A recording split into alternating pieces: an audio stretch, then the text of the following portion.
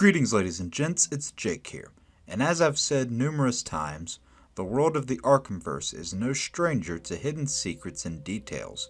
As it stands, the number of secrets is so enormous that it would take more Batmen than I have fingers to find them all, and today we're here to continue that investigation. For today's episode, we're heading to the part of Gotham that acts as the main attraction for the Scarecrow's biggest nightmare. Before we begin, I wanted to thank each and every one of you for helping me surpass 1,500 subscribers. No joke, you guys rock and I appreciate every bit of support that you all give.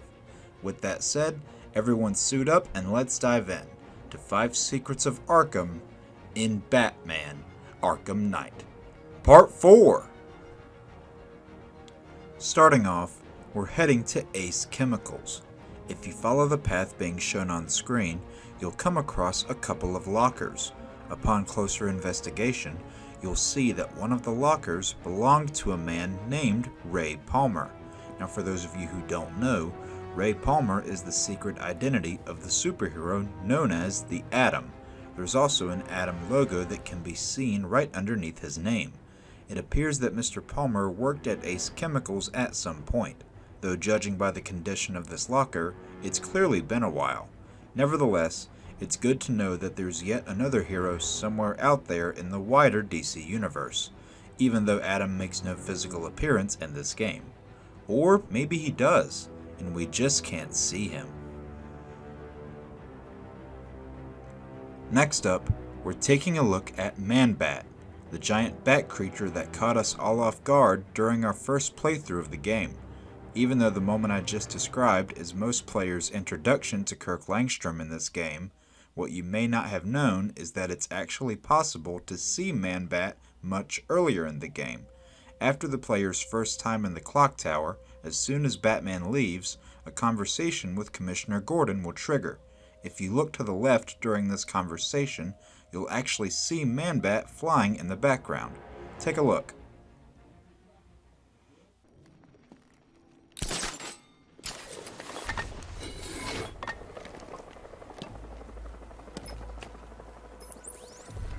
Jim, we've got a way to find out where Crane's working from. Thank God. What can I do? Get your men ready. Soon as we've got a location, I'll let you know. All right. This sighting actually tracks with what you learn about Man-Bat later in the game, as his laboratory is located in Chinatown, which is just northwest of the clock tower. This is a pretty cool feature that gives you an idea as to when Kirk Langstrom actually becomes Man-Bat for the first time. Too bad you can't use this knowledge to turn the tables on him and give him a jump scare of your own.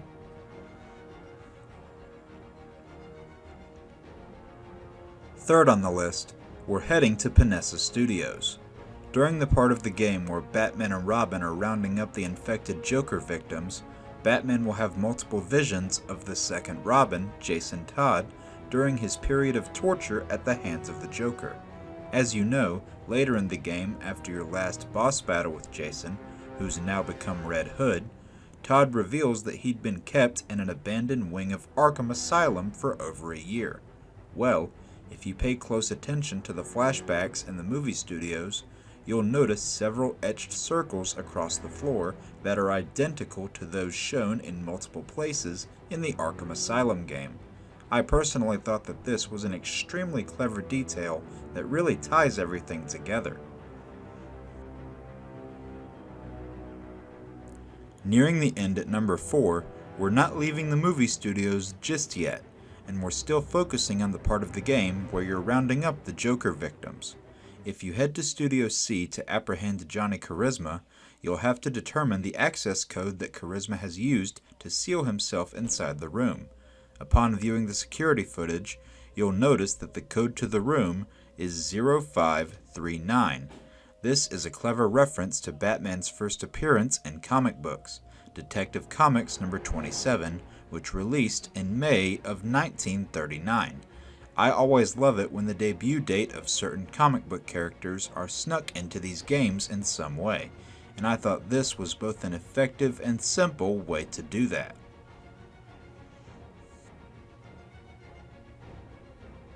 And finally, last on our list, we're heading to the end of the game.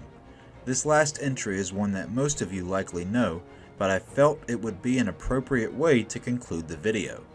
During the end of the game, where you're playing as the Joker inside Bruce Wayne's mind, Joker continues to be tormented by Batman from the shadows as the former seeks to take control.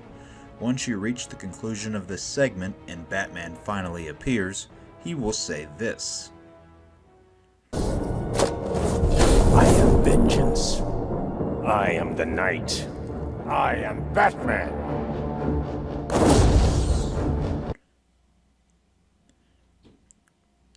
Now this is, of course, a direct reference to Kevin Conroy's famous quote that debuted in Batman the Animated Series, where he first voiced this iconic character.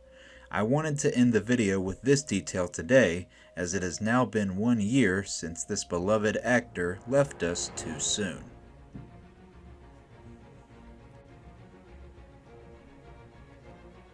And with that, another episode comes to a close. 5 Secrets of Arkham in Batman Arkham Knight, Part 4. Thank you all for watching this episode, and I hope you enjoyed yourselves and learned something new. If that was the case, please leave a like, drop your thoughts in the comments, share this video with your friends, and subscribe if you'd like to see more. Peace out, Gothamites.